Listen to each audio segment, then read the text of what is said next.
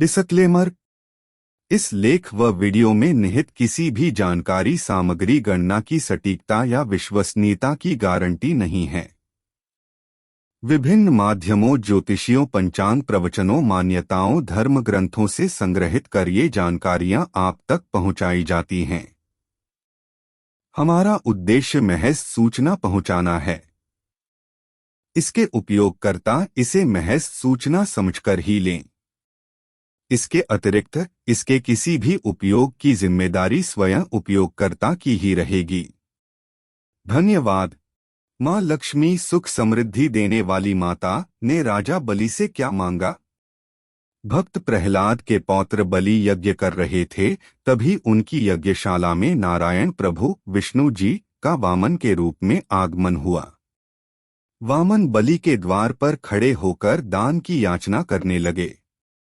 तब बलि ने वहां आकर वामन से मनचाहा दान मांगने को कहा। तब वामन ने 3 पग भूमि मांगी। बलि ने संकल्प करके 3 पग भूमि का दान किया। अब वामन ने तुरंत अपना रूप वामन से विराट किया और पहले चरण में नीचे के लोक और दूसरे चरण में ऊपर के सारे लोक नाप लिए। इस तरह से वामन ने 2 पग में सारे ब्रह्मांड को नाप लिया और बलि से तीसरा पग रखने के लिए स्थान मांगने लगे। तब बलि ने अपने सिर पर तीसरा पग रखने को कहा। वामन ने तीसरा पैर बलि के सिर पर रखा। वामन बलि के इस भाव पर प्रसन्न हुए और बलि को आने वाले मनवंतर में इंद्र बनने का आशीर्वाद दिया, पर तब तक बलि को सुतल लोक में वास करने को कहा। वामन ने बलि से कहा, मैं तुम्हारे दान देने की प्रवृत्ति से बहुत प्रसन्न हूँ। आज से तुम्हारे दान देने की प्रवृत्ति के लिए इस दान का नाम बलिदान के नाम से जाना जाएगा। साथ ही बलि से मांगो, क्या मांगना चाहते हो, कहकर वर मांगने को कहा। तब बलि ने कहा, प्रभु अभी अभी मैंने ही आपको ये संपूर्ण सृष्टि दान की है और मैं दान की हुई वस्तु वापस नहीं ले सकता। हे प्रभु, आप अगर मुझे कुछ देना ही चाहते हो तो मैं आपसे आपको ही मांगता हूँ। वामन ने बलि से कहा, राजा बलि, तुम अगले मनवंतर के आने तक सुतल लोक में वास करना और मैं तुम्हारा द्वारपाल बनकर नित्य तुम्हारे साथ रहूंगा। वामन बलि को लेकर सुतल लोक चले गए। नारद जी सारा वृत्तांत सुनाने लक्ष्मी जी के पास पहुँचे और कहने लगे कि हे माता, आज से आप संन्यास ले लो, क्योंकि अब आपके पति विष्णु जी आपके पास नहीं आएंगे।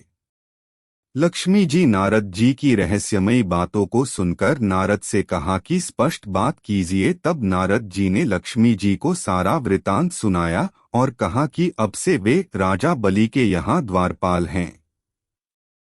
तब माता लक्ष्मी ने इस समस्या का उपाय पूछा।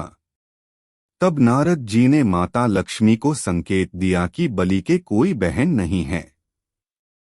माता लक्ष्मी नारद जी के संकेत को समझ गई और सुतल लोक में राजा बलि के पास एक सामान्य स्त्री का रूप धारण कर पहुंच गई। राजा बलि ने देखा कि एक स्त्री हमारे द्वार पर कुछ मांगने आई है और उस स्त्री से पूछा कि आपको क्या चाहिए, निःसंकोच कहिए।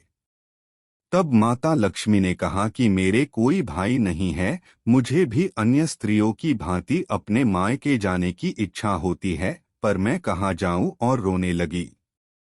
तब बलि ने कहा, मेरी कोई बहन नहीं है, तो आज से हम दोनों भाई बहन हुए। तभी माता लक्ष्मी ने बलि को रक्षा सूत्र बांधा और बलि ने अपनी बहन स्वीकार किया और कुछ मांगने को कहा। तब माता लक्ष्मी ने कहा, भैया, मेरे पास किसी बात की कमी नहीं है, बस तुम अपने द्वार पर खड़े इस द्वारपाल को मुक्त कर दो। तब राजा बलि ने माता लक्ष्मी से पूछा कि बहन, तुम इस द्वारपाल को मुक्त क्यों करवाना चाहती हो? तब भगवान लक्ष्मी नारायण चतुर्भुज रूप में प्रकट हो गए।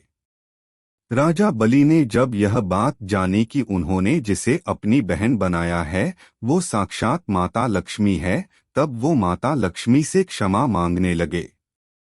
तब माता लक्ष्मी ने कहा कि इसमें आपका कोई दोष नहीं है, मैं ही यहाँ अपने पति को वापस ले जाने आई थी। फिर माता लक्ष्मी अपने पति को बलि से मुक्त कराकर बैकुंठ ले गई। विशेष जहाँ नारायण विष्णु जी देव है, देव का एक कर्म है, परोपकारी होते हैं, वहाँ लक्ष्मी स्वयं ही चलकर आ जाती है।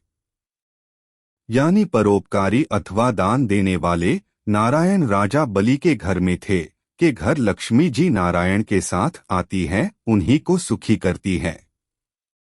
जहाँ नारायण की सेवा होती है, वहाँ लक्ष्मी बिना आमंत्रण के आ जाती है। जिस प्रकार बलि के घर में नारायण विराजमान थे, तो माता लक्ष्मी स्वयं चलकर वहां आ गई। बलि ने अपने जीवन में दान की प्रवृत्ति को अपनाकर बहुत सत्कर्म किए, इसलिए नारायण उनको प्राप्त हुए और नारायण के आते ही लक्ष्मी भी वह स्वयं चलकर आ गई। इसलिए दान जैसी प्रवृत्ति को अपने अंदर पैदा करो। ध्यान रहे, दान नेक कमाई से ही फलीभूत होता है, भ्रष्टाचारी की कमाई निष्फल ही रहती है।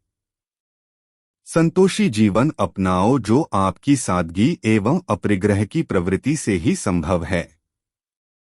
प्रभु में श्रद्धा एवं भक्ति, गौमाता को पुण्यात्मा मानकर उसकी सेवा एवं शुद्ध शाकाहार अपनाओ, करुणा को चुनो। एक सत्कर्म पूरा हो तो दूसरा सत्कर्म करो, दूसरा पूरा हो तो तीसरा करो। जो हमेशा सत्कर्म करते हैं, लक्ष्मी नारायण उन्हीं को प्राप्त होते हैं।